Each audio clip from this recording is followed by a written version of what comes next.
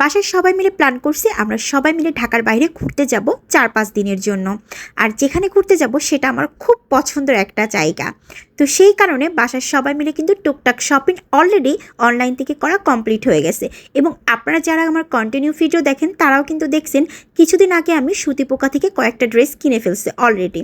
তো তারপরেও মেহেজাবিন বলতেছিল যে চলো চলো একটু মিরপুর 10 নম্বর হোপ মার্কেট থেকে টুকটাক আরও কিছু কেনাকাটা করে ফেলি। হ্যালো এভরিওয়ান, আসসালামু আলাইকুম। আশা করি সবাই ভালো আছেন। আলহামদুলিল্লাহ, আল্লাহর রহমতে আমিও ভালো আছি।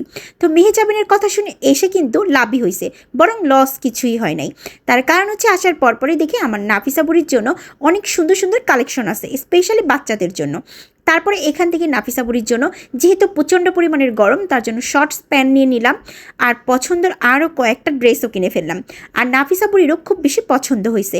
তারপরে এসে পড়লাম হচ্ছে এখানে টপস আছে, অনেক ভিন্ন রকমের টপসের কালেকশন।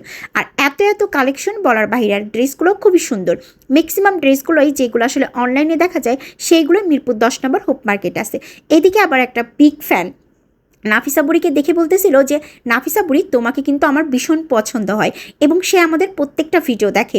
এটা যখনই সে বললো আমার খুব বেশি ভালো লাগলো। আসার পরপরই বাচ্চাটা আমাকে বলতেছিল আসসালামু আলাইকুম আন্টি, আমি আপনার খুবই খুবই বড় একজন ভক্ত, এবং আপনার প্রত্যেকটা ভিডিও আমি দেখি, এবং আমার আম্মু আপনাদেরকে খুব পছন্দ করে।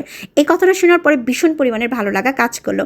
যাক আলহামদুলিল্লাহ, যদিও কিন্তু আসলে আমি কন্টিনিউ ওইভাবে ব্লগ আপলোড করতে পারি না বা আপনাদের সাথে প্রেজেন্ট করতেও পারি না, তারপরে যে এত মানুষ ভালোবাসে এটাই আসলে সব থেকে বড় পাওয়া।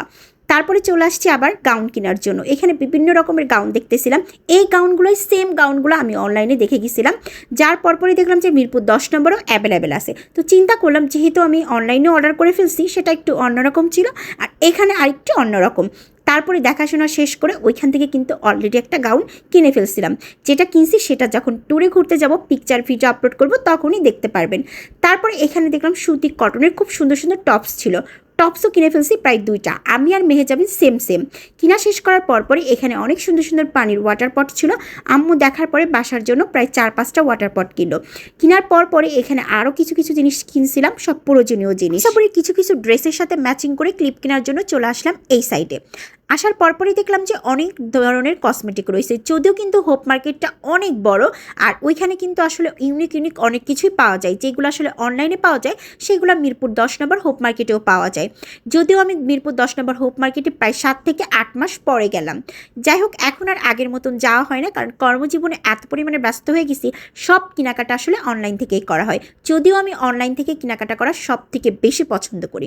কেনাকাটা শেষ করার পরপরই চলে আসছে আমার পছন্দের রেস্টুরেন্টে। এখানে তো আমার আসতেই হবে।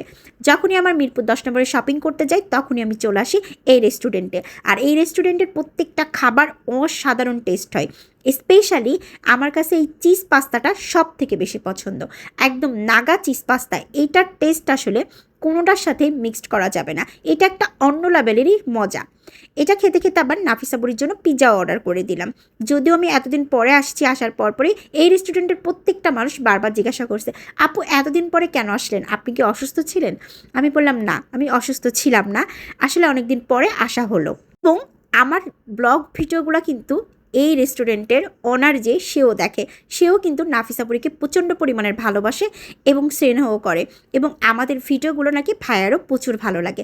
যাক আলহামদুলিল্লাহ আলহামদুলিল্লাহ, এর থেকে আর বেশি কিছু আসলে এই জীবনে চাই না। এত মানুষের ভালোবাসা, এত ভালো ভালো দোয়া, এটাই অনেক বেশি। সবাই ভালো থাকবেন, আল্লাহ হাফেজ।